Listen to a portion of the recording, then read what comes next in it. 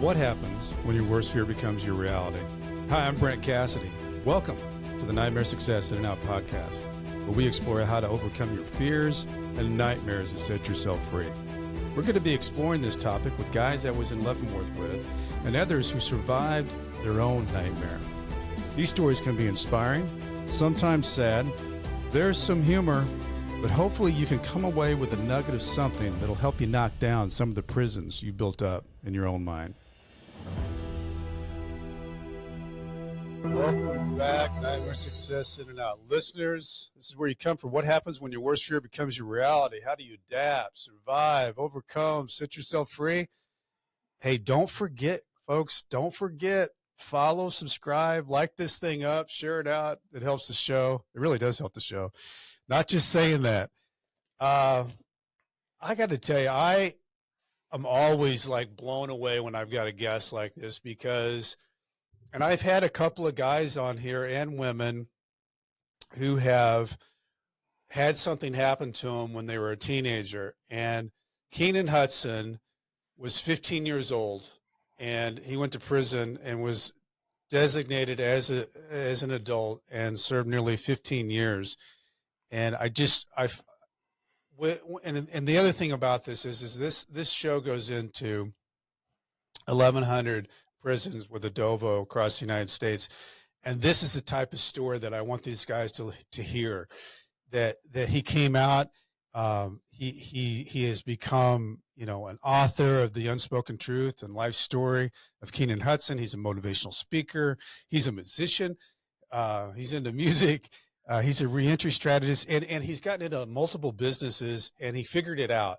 It wasn't easy. I don't want anybody out there to think that this reentry world is an easy thing. You just don't wave a magic wand. But if you have mentors and you listen and you put those things in place and really get things going, you can make it happen. And that's what Keenan's been able to do. I am so I'm really happy that he's here because I think this is going to be a really good show. I want to recognize show sponsor Autoplaza Direct. Who likes spending a couple of weekends walking car lots, looking for a car. Then you spend 4 or 5 hours in the dealership to buy a car. It's kind of like a root canal appointment. Well, there's a better way to take away all that pain and hassle getting a car. It's called Autoplaza Direct. They're your personal car concierge. Just tell them the car you want, what you can pay, and they'll go find that car for you. They'll negotiate your best price. They also offer you warranties and financing. It's all full service. Go to autoplazadirect.com to get started with your personal car concierge. It's the new hassle-free way, the car buying experience you deserve. Autoplaza Direct. Tell them Brent from Nightmare Success sent you. Keenan Hudson, welcome in, my man. How are you? Thank you. I appreciate it. Thank you for having me. I'm well.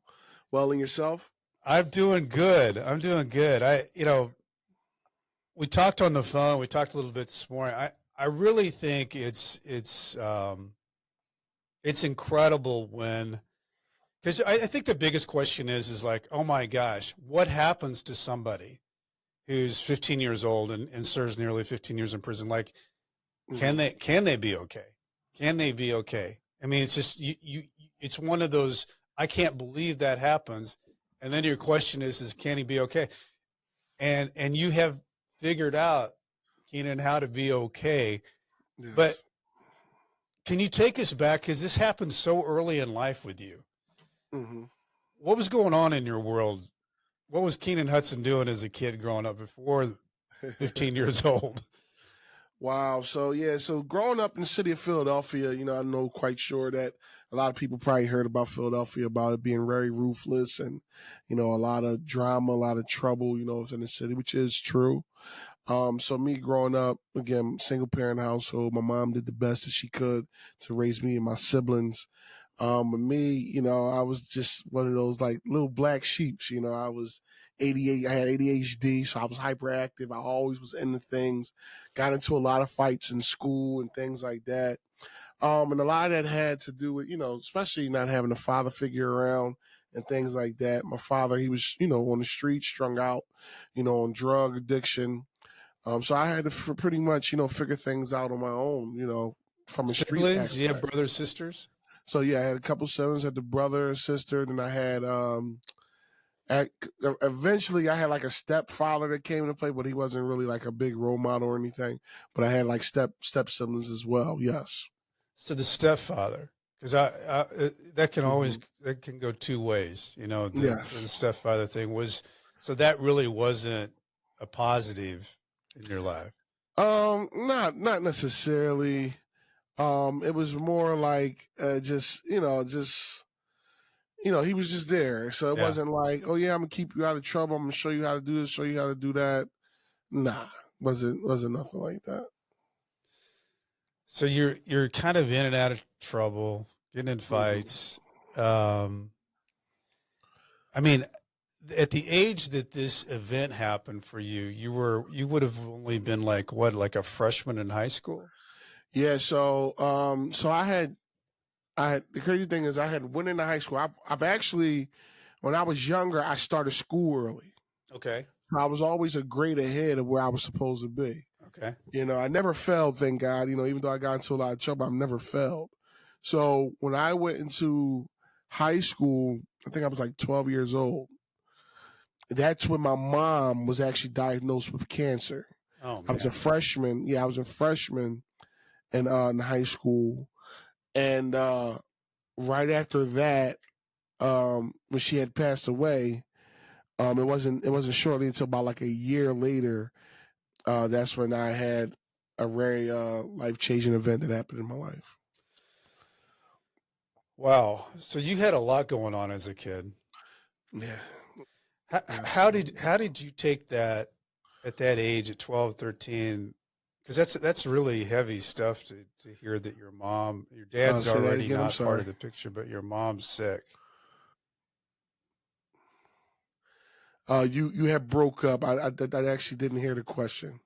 That I just wondered, Keenan, at your age at 12, 13 years old, your dad's out of the picture Hmm. and your mom has been part of your life, and then you hear that she's sick. How do you grasp that? I actually can't even like really answer that question because it was like me being a mama's boy. That was nothing easy. That was not something I took lightly. It was like, wow, like how do I get through this? And see that the hurtful part about it is my family didn't tell me until the tail end. Mm, And how I remember it vividly was because they didn't tell me until about a few days before Christmas. She passed 3 days after Christmas on the mm, 28th. wow. So by them keeping a secret, me thinking she was sick, I'm thinking it was a sickness where it was like the flu. I thought she was going to get better and everything was going to be fine and dandy. Because I would ask her things at the hospital like, hey, can I get a motorbike or a motorcycle or a four-wheeler when you get better, this and the third? She would say, yeah, this and the third. And my aunts and them would laugh at me. You know what I mean? So these are the type of things when you reflect on, it's like, wow. So it was very devastating, to experience that. So Yeah. what happens to you at that age with your dad being out of the picture and your mom dies? Where does Keenan go? So when my mom passes away, Keenan goes into like a frenzy of hanging around the wrong crowds, getting deeper into the streets, smoking a lot of marijuana, try to drink a little bit. Now, mind you, I'm a kid, Yeah. barely 15 years old. And next thing you know, I wind up getting into actually a robbery homicide, a robbery turned fatal with some friends, so-called friends of mine, and I Mhm. was barely 15 years old. Well, walk us through that, because that has to be like, a lot Hmm. of these things when they happen like that, it happens so quickly. I mean, was it a Yeah. blur for you, this robbery, and then how someone ends up dying?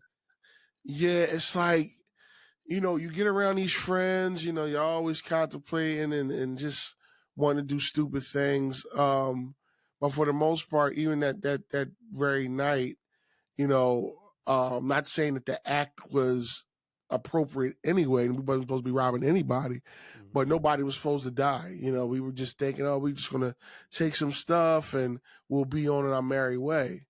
But this so happened one of the accomplices that I was with had a gun.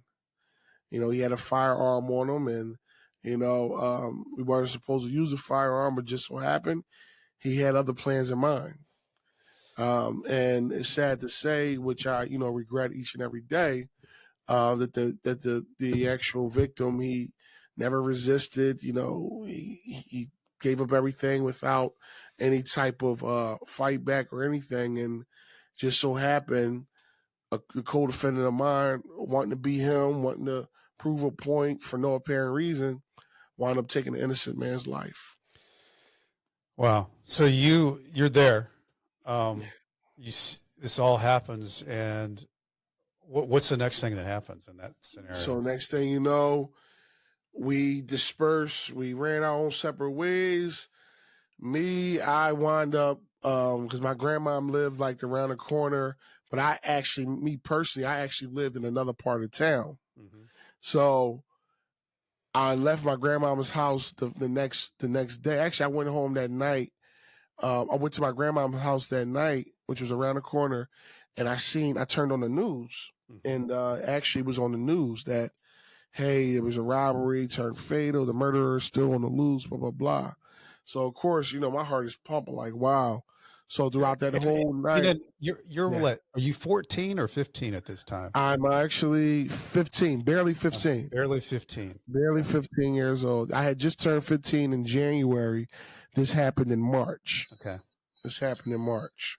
So, so from there, I wind up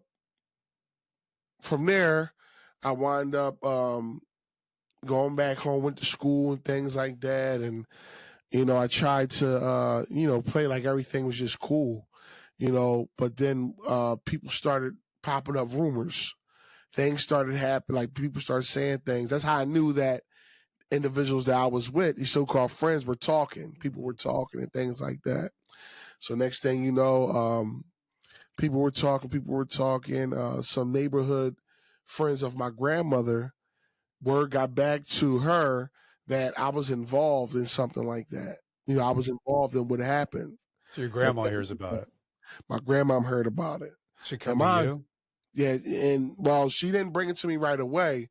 It came like about a week or two later when I was back at home, because I tried to stay away from my grandma's house because of what had just happened. Mm-hmm. And I think she told my uncle, because my uncle was part legal guardian as well, along with my aunt. And then my uncle came and talked to me. But of course, I had to fake it off. No, I don't know what you're talking about. Things like that. And I see that when they noticed, I guess they probably thought I was lying.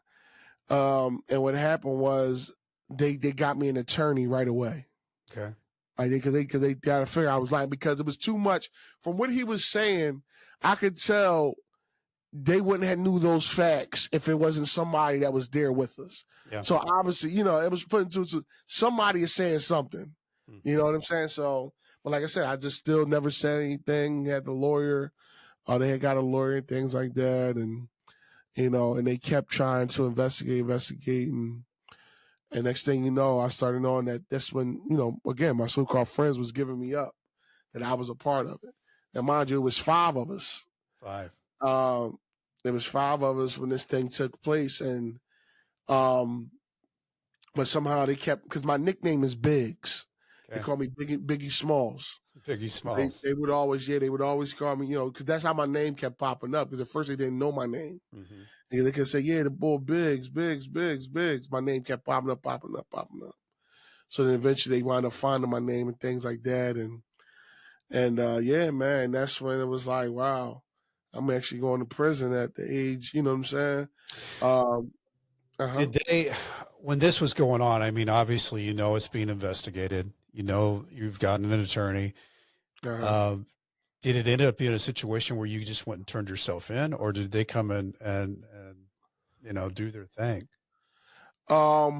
So what happened was,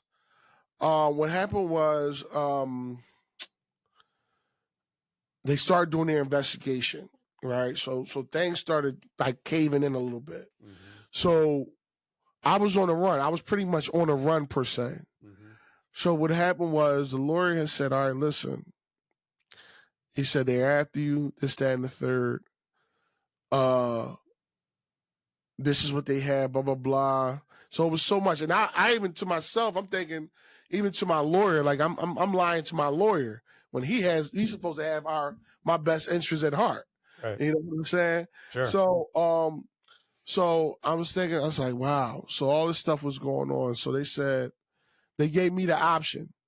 They said once they run your name and everything, because they got enough evidence to try to come and arrest you and things like that. They gave me the option. They said, listen, you can either turn yourself in or go on a run and allow them to try to, track you down and get you. Mm-hmm. So it just came over my spirit just in general. And I just said, you know what? I said, I got to just turn myself in. Mm-hmm. I said, I have to, because I got to face it now, because eventually I'm going to have to face it. Yep. So they actually, my aunt's uncle, they actually gave me the option. He said, which one you want to do? Do you want to turn yourself in or do you want to keep running? So I wound up turning myself in the courthouse. I think it was like 2 weeks or the following week or something like that. Yeah, because I was in the lawyer office. I had a lot of family there, a lot of supporters that was there behind me, because it was a big shock, because a lot of people knew who my mother was from the community work she did. She was very influential. She did a lot of things for a lot of people. So they were shocked when I had got in trouble, because I always used to be with her, because I was kicked out of school a lot. Mm-hmm. So she, they was just real shocked, because they, I wasn't a bad kid. I just got into some bad things. So, right. But that's what it led to. Mm-hmm. So you turn yourself in, Keenan. I guess because these things can be really complicated. I interviewed a guy that ended up to be a huge story. These were teenage kids out in Malibu, and I think there was 3 of them. But at that time, they all got life without parole, even though there was one person. But because they were there, they ended up getting the same length of the sentence. So these people you were with, I guess everybody ends up turning themselves in. Is that how that actually? No. Yeah, no, actually what happened was, so of course, like you just said, so when people are together, even though one person may pull the trigger, everybody's still going to be considered a conspirator. So it's criminal conspiracy. So what happened was, so I got everything I'm saying right now is like verbatim from what's in my book. I actually have it in my book as well. Statements, affidavits, everything. Mm-hmm. So what happened was, there was 5 book on Amazon, by the way. On Amazon or at KeenanHudson.com. Yeah. So what happened was, they got they had tracked the phone call back to a person, which was one of the people we were with. He started spilling the beans, right? So that led to him having immunity. Wow. He had immunity because he was giving up a lot of the tape. Yeah. That led to the shooter getting arrested. And the shooter's brother was giving up tape as well. So it gets you real in the detail. That's why I laid out my book the way I had to lay it out. Mm-hmm. So that led to him getting arrested. So all this is going on. I'm still on the run. Mm-hmm. A lot of stuff is going on right now. I'm still on the run. So it wasn't until the shooter got arrested, he started giving up tape. Everybody else started giving up tape, which led to them. Yeah, it was Biggs and Marty, blah, blah, blah. Mm-hmm. So I was the last person that they had the interest in coming to arrest, even though they wanted the main 2 people. And they wanted the person that set it up, which was me, mm-hmm. and they wanted the person that pulled the trigger. Yeah. And that was the shooter, my other co-defendant. So the other 2 had got away. The other 2 they let, because they really wasn't concerned. It wasn't a big deal for them. It wasn't a big deal for them because they were like lookouts and this, that, and the third. They wanted the people that was up on the person, which was me and him. So was your thought at that time, because you'd had this attorney, Keenan, was it your thought that you were going to go to trial? Was it your thought that I need to try to figure out the best plea agreement I can get? What was going through your mind? So being ignorant towards the law and everything, because you know the code of the street is you don't tell, you don't do this, you blah blah blah. Yeah. And with the lawyer, I knew he had, because it was times where I knew he had like my best interest at heart, and he was a good lawyer, because it was times where I went to court and I would be like on the elevator going towards the courts, and there'd be other city officials will be really tilting their hats. So I'm like, oh man, you got an awesome lawyer right here. Like just in general, just out of nowhere. And so they would talk, he would always talk about me. He was saying, we know we're not gonna beat this case. He know, like, far as going to trial and all that, he said you can forget about that. If you want to go to trial, you got to find another lawyer. So when he said that, I was like, so what are these options? Like, what's going on? He said, well, everybody's pointing the finger at you. So it was a situation where it was like, Dad, how they pointing the finger at me? I wasn't even the shooter, this, that, and the third. But that's what they were trying to do. They were trying, because some of these cats I didn't even know. Some of these guys I didn't even know over a whole month span. Like I didn't even know them all like that. We just got together, we clicked, things like that, and wanted to do heinous crimes. So he was saying, he was like, look, because at first they was talking about giving us all the death penalty because it was a capital case. The man was shot in the head. They was talking about, well, if they didn't give us the death penalty, they'd give us life in prison. Especially if we took it to trial and things like that. So just so happened, fortunately, like around that time, they had just passed a law and said they can't sentence the juveniles to death anymore. So that immediately, erased, the death penalty. But life was still on the table. So it was on KYW and the news stations and newspapers. And just so happened, they were giving up tape and things like that. So then that led for me, the lawyer said, listen, you could enter this guilty plea, because they threw a term up there for 12.5 to 25 years. They said, listen, you plead guilty to this. Now he said, now they're pointing the finger at you. He said, but part because it was a negotiated guilty plea. He said, a part of this negotiated guilty plea is either you plead guilty, and if worst case scenario, if we have to go to trial, you will have to testify against them. So now that was a big thing. Like I'm thinking, like, whoa, this is something serious. Like, you know what I mean? Like, you hear all, the stories, stitches get stitched, blah, blah, blah, this, that, and the third. But here it is. These people are telling on me. Right. And they're lying. They're actually lying on me. You know what I'm saying? Yep. But now, so then now I'm court like in a, you know what I mean? So now you battling the peer pressures. No, the street says do this. But then you look at, well, what's morally right?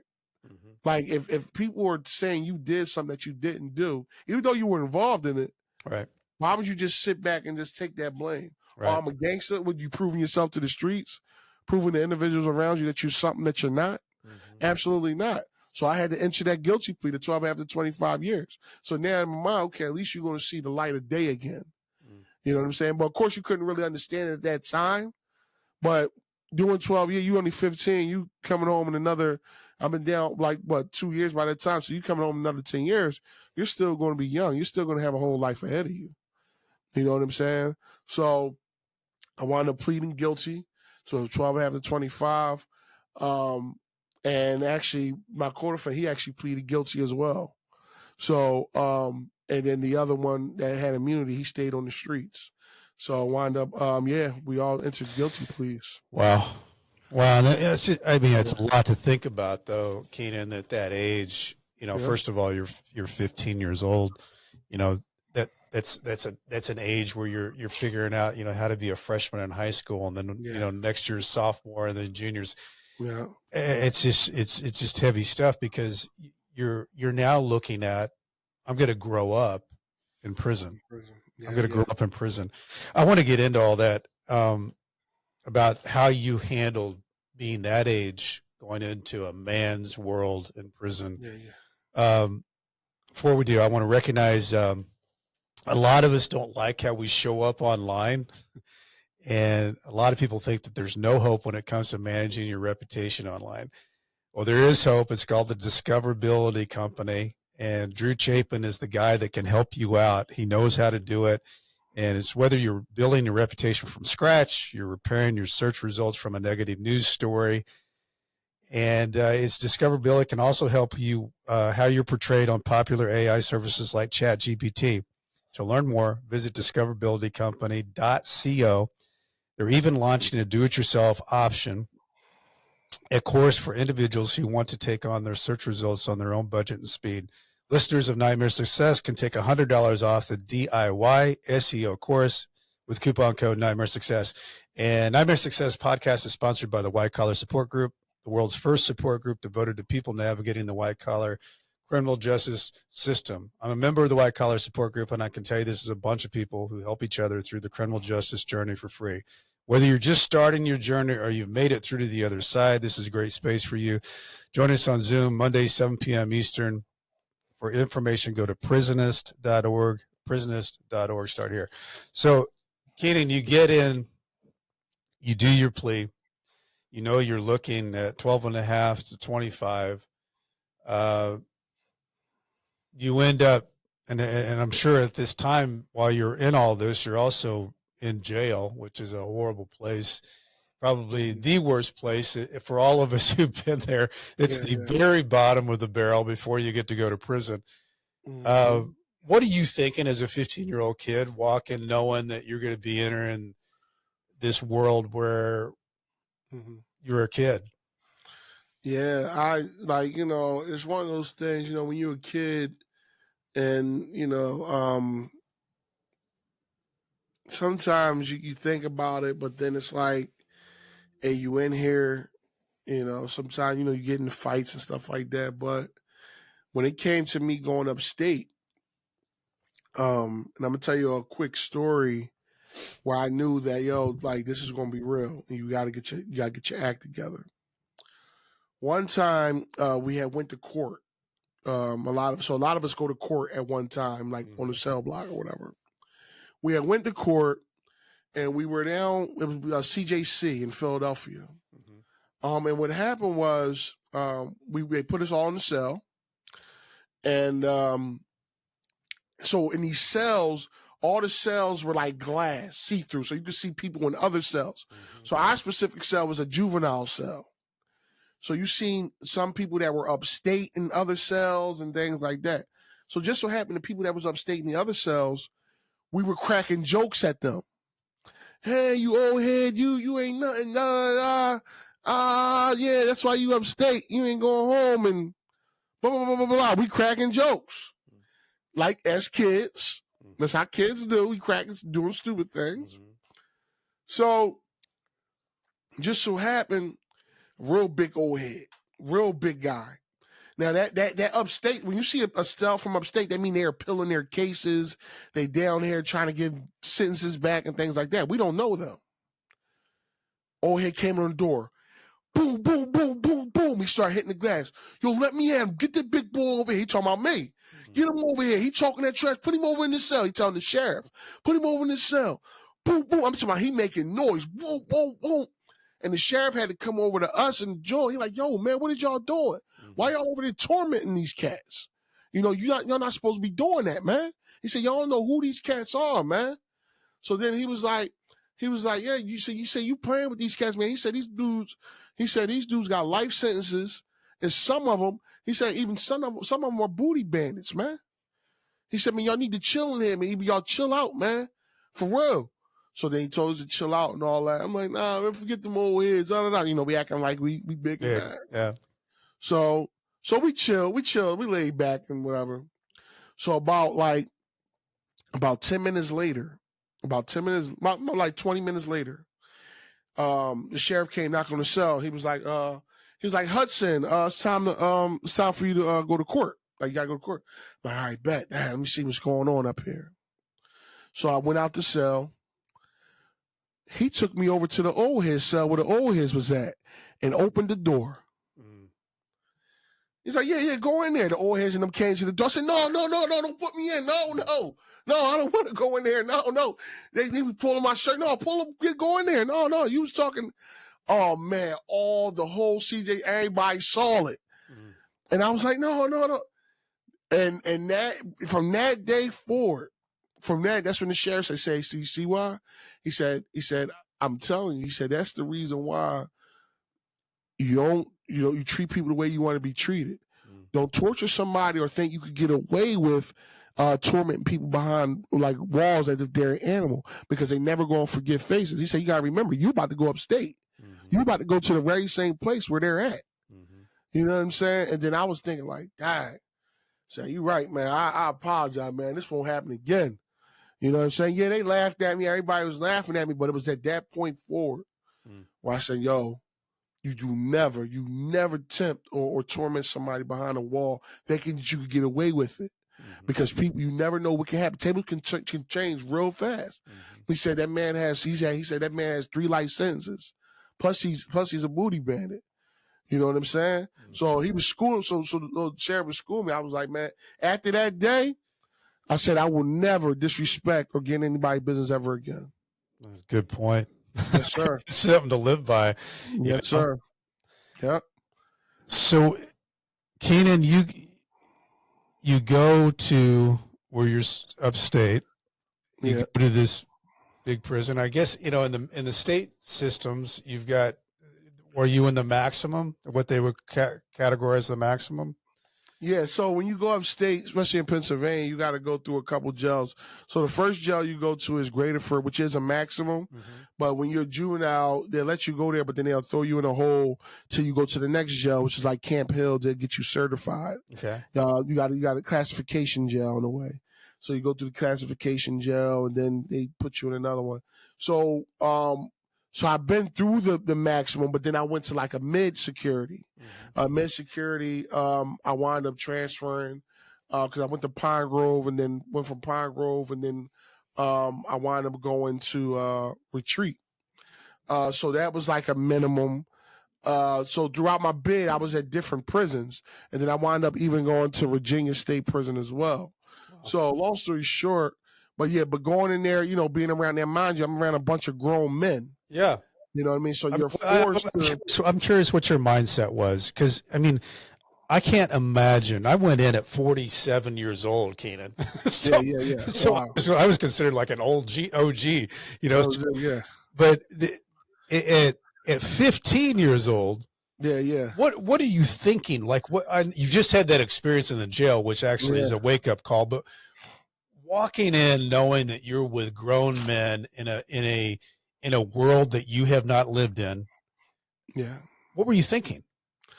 I was just I don't know, man. It was just more so like, wow, like this is really it.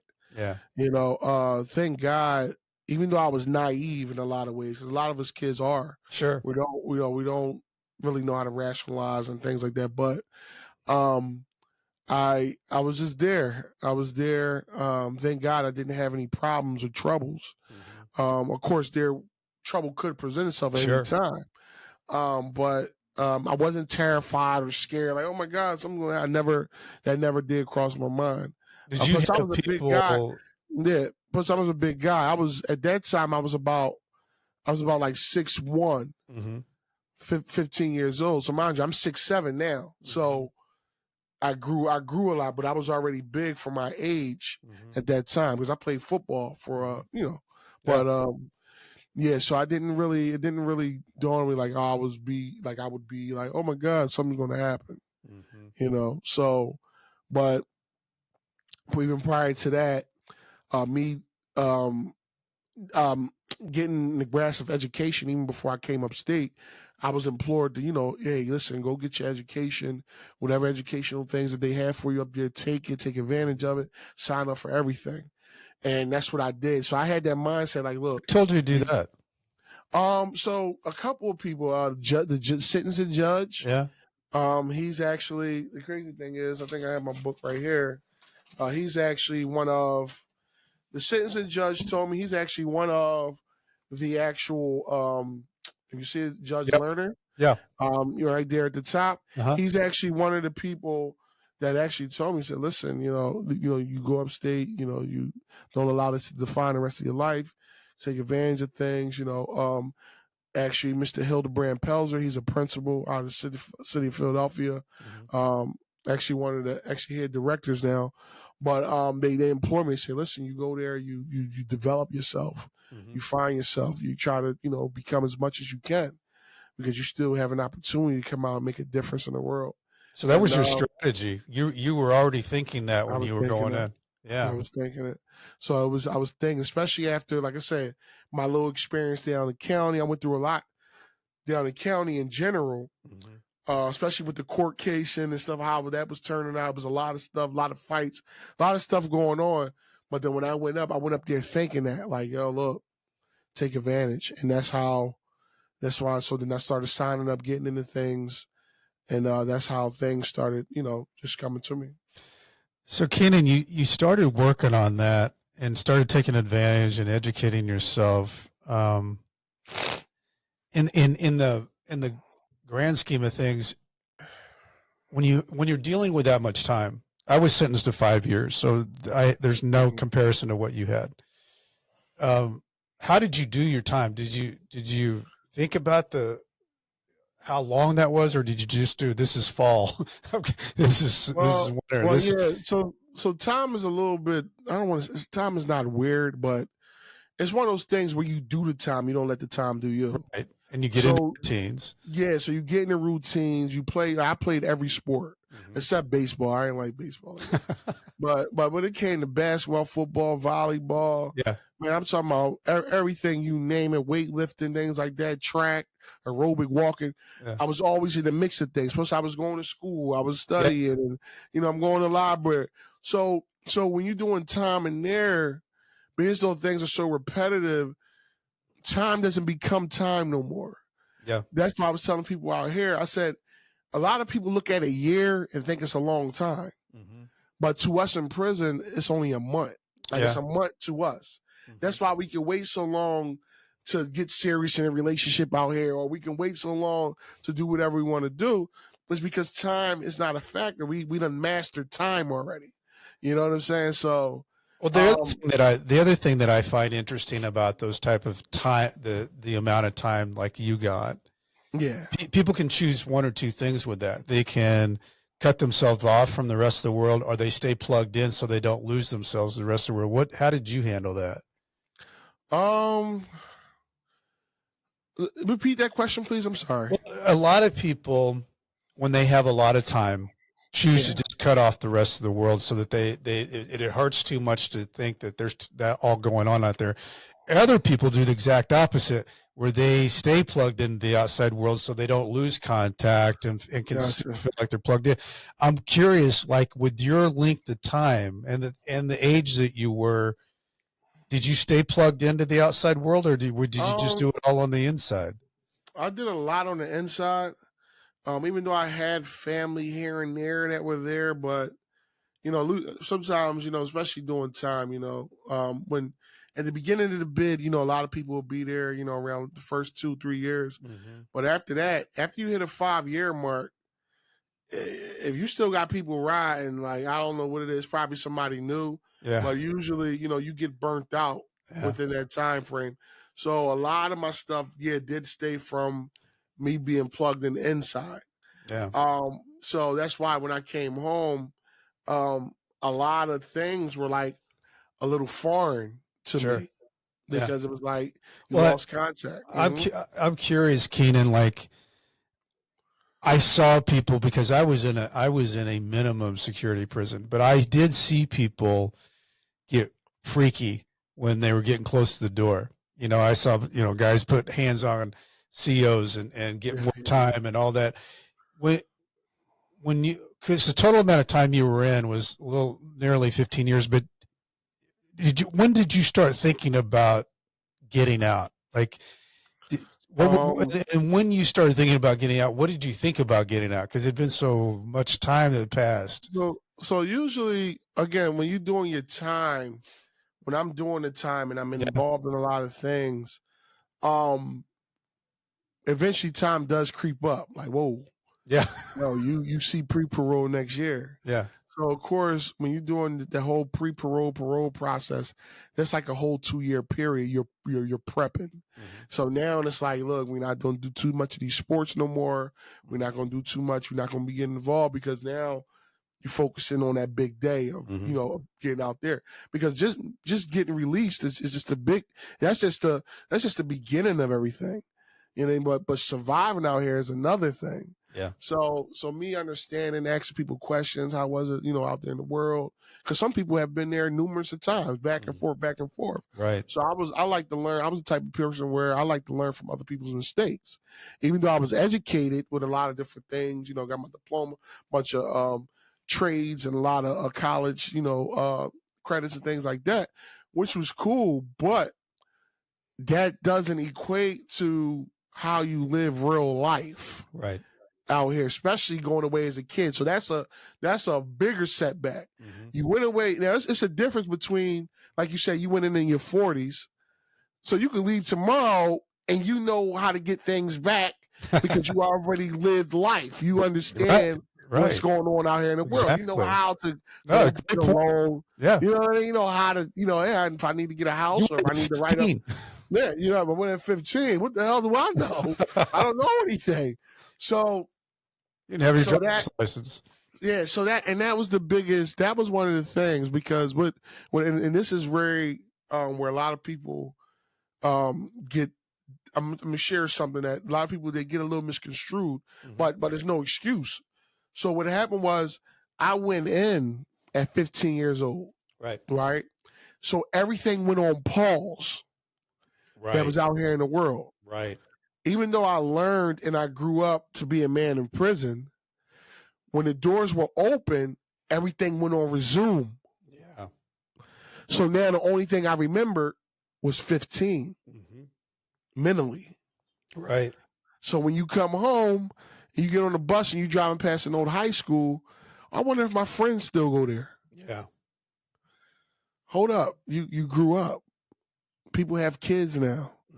Nobody's your age no more. Nobody's 15 no more. No, people are then they're 30 years old. And so then now it's like you had to check yourself. Whoa. Yeah, it's not the same. But what you remembered, that's the resume part. That's the stuff that was up.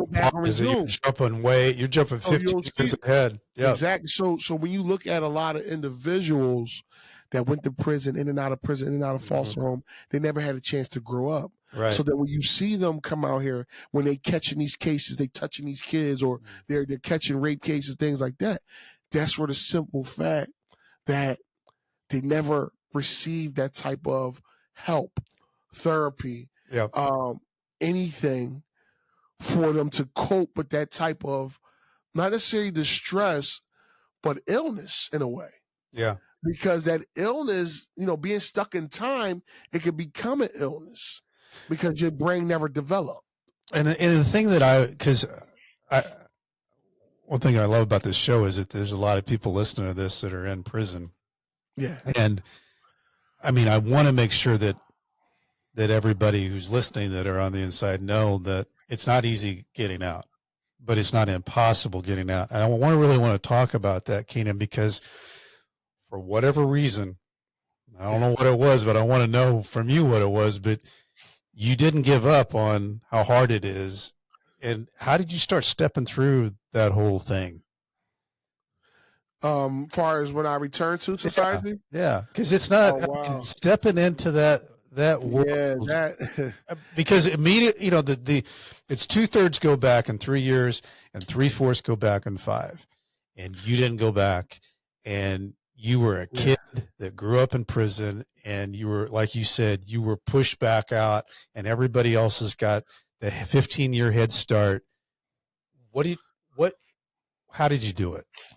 So it all started, like we were just mentioning, it started from being in there, it was a mindset thing. Like even for me, going to see the parole board, I had to draft up actually a parole packet that actually was named. I actually named it the Self-Coach Reentry Plan. Something I'm actually going to be turning into a book. I like that. This actual But this actual paper I actually typed up while I was in prison right here. Wow. The Okay. self-coach reentry plan. So I had to draft this up, which consisted of an index. It gave me so many different things, like where was my home planning going to be, different things. Even though things were going to be subject to change, that was my Yeah. main automata. And by that time, I had like a little support at the end from a pastor. Okay. That I had knew, because by this time, I was developing a good spiritual conscience and things like that with my beliefs. And I reached out to a pastor and said, listen, I said, look, I'm coming home, man. And, I'm not asking for any handouts or anything, but, if you can, because now he'd been through the same situation. Okay. He'd been through federal prison. He got, he was incarcerated for a bunch of kilos of cocaine and stuff like that. And I shared with him my story. And he knew me from when I was a kid. Mm-hmm. So long story short, he said, all right, I'm going to work with you through your transition. So thank God he was able to provide. Yeah, that was a huge step, because what happened was he fronted the money for me to get a basement efficiency. So I didn't have to go to a halfway house. Even though I was anticipating going to a halfway house, because I knew that my living quarters, like where I covered, I know I didn't get completely into my story, but it's in my book, where my mom, when she passed away, she left her house to me and my brother, but my aunt wound up losing the house. But all this stuff was happening while I was in prison. So mind you, I didn't have anywhere to come home to except the halfway house. But I was prepared to start from the ground regardless. So he provided the money for me to move into the basement efficiency, which was cool. Wasn't much, but it was something. I didn't have to be around a bunch of people and stuff like that. Right. So after making parole, coming home to a home plan, I had to work that money off, though, through the daycare he owned, through the church. It was a church/daycare. I had to work that money off. I worked the money off through employment. I never had any bad debt or anything with it. And then from there, as I moved on, I started getting involved. Like I started seeing other jobs, but I stayed focused, though. Like I wasn't trying to chase this girl, that girl, and all that. No, I was like, nah, you got to stay on focus. Your focus is important, because nobody is going to pay your bills. So now, this time I was making minimum wage. This was like $725, $800. But at that time, my rent was only $600, everything included.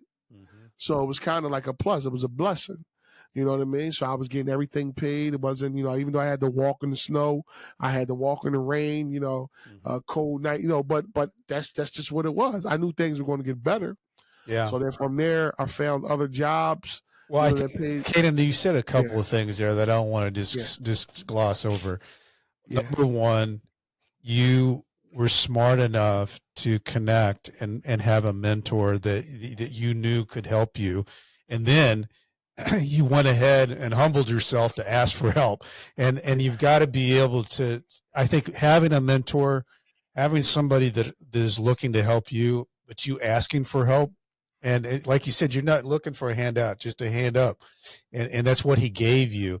And the other thing is that knowing that things were going to get better, that was your mindset, because you didn't know that things were going to get better.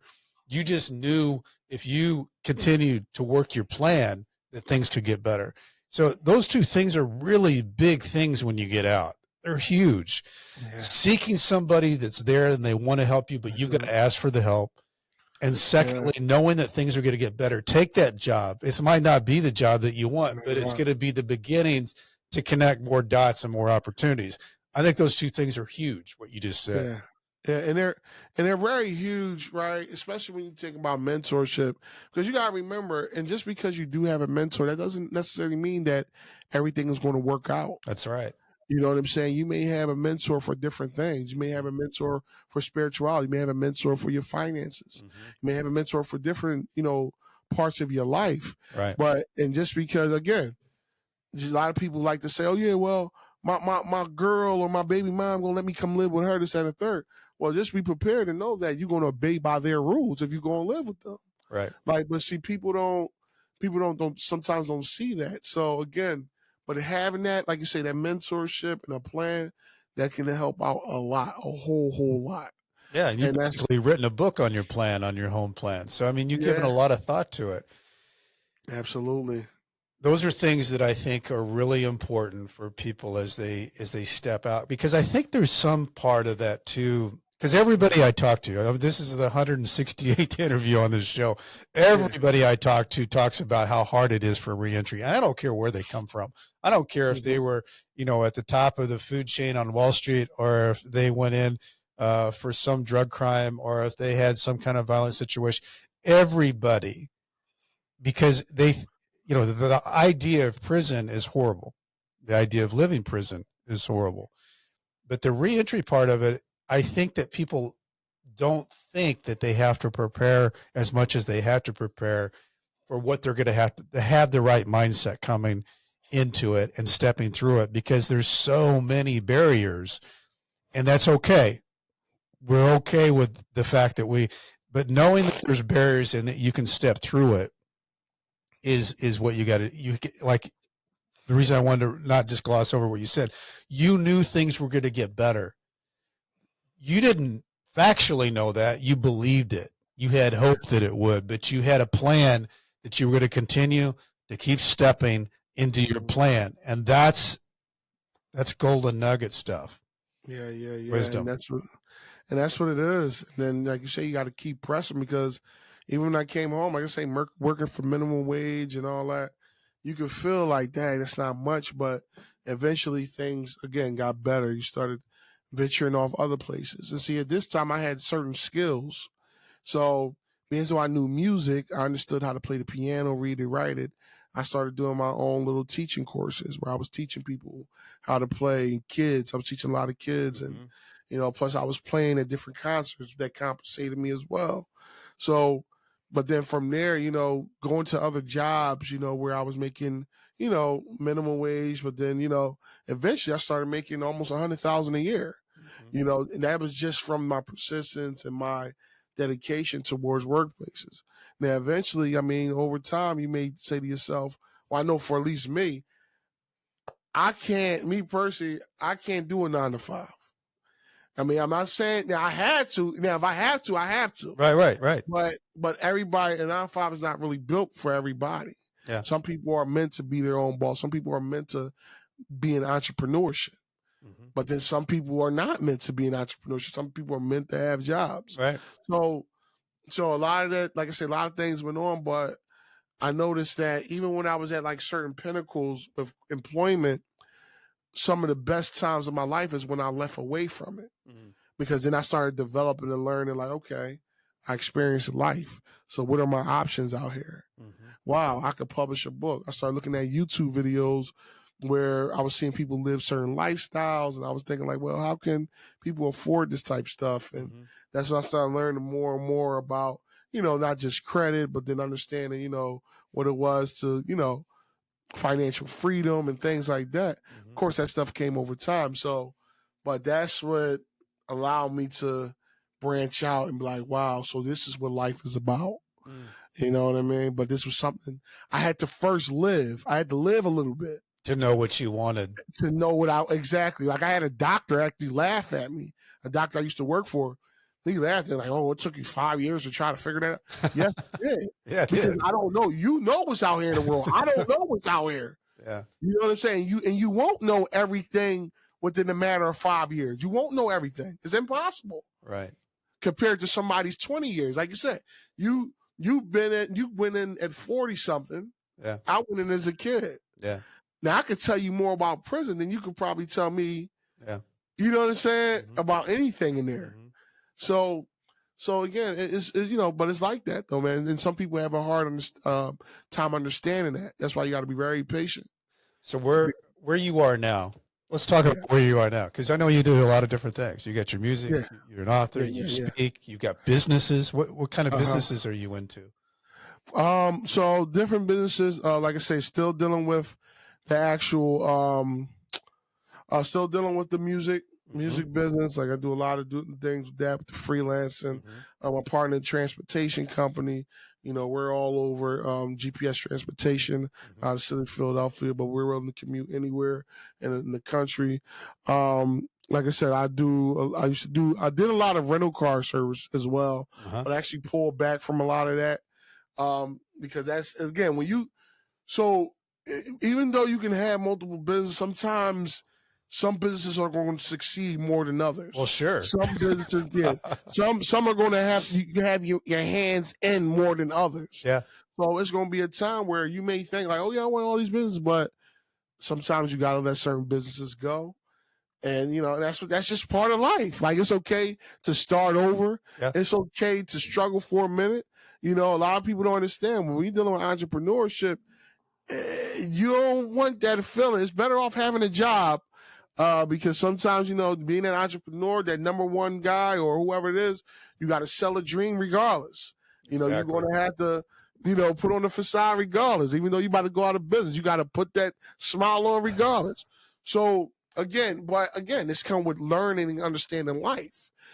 So yeah, getting into that. I do my book sales. I'm motivational speaker. I'm speaking a lot of places. I love that you speak to the youth. I love that you take your experience and go back and use I know you're a good speaker. I've went online and saw different things that you do.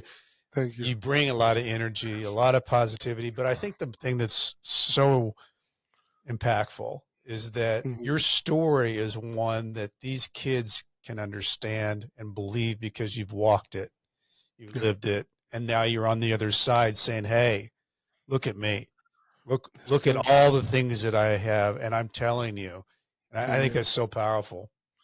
Yes, indeed. I appreciate that. Yeah, and that's what it's for, man. That's how we overcome, man.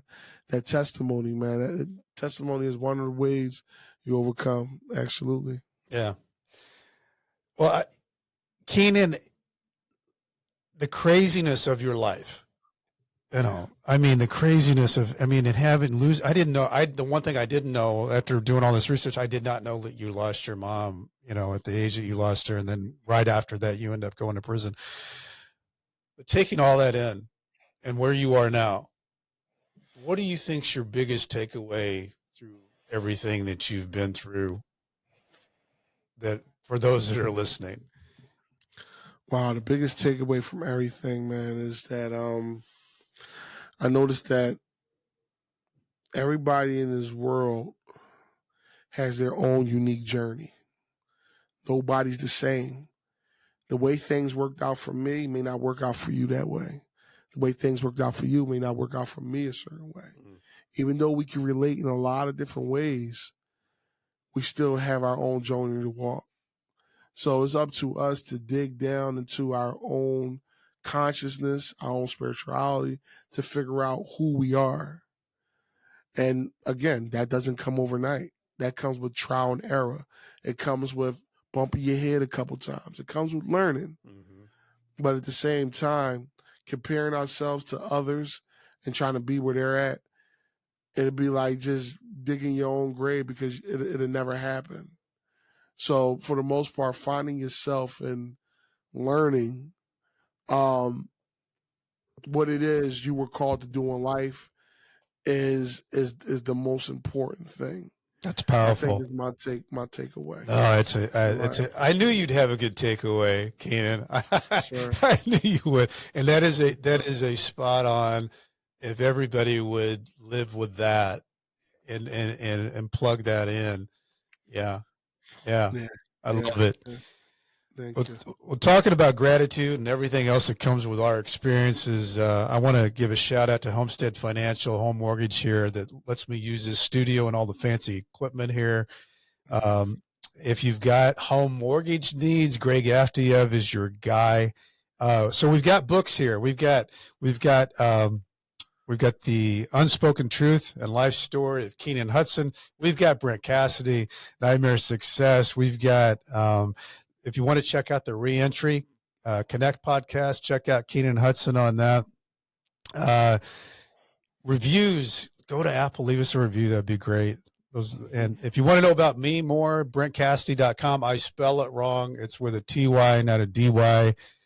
As I used to say to my people writing my emails back and forth from Leavenworth, stay strong. I'll do the same. Keenan Hudson, thanks so much, man, for being a guest. You're the guy, man. You're an inspiration, and I'm glad you're doing what you're doing. I appreciate it. Not a problem. Appreciate you too, and I can't wait to have you on my podcast as well. It'll be good. It'll be good. It's going to be great. I appreciate everybody, like you said, tuning in. Don't lose hope. Keep your heads up, and always look to better yourself each and every day. Love it. And yeah, Love it. Success in and out. indeed.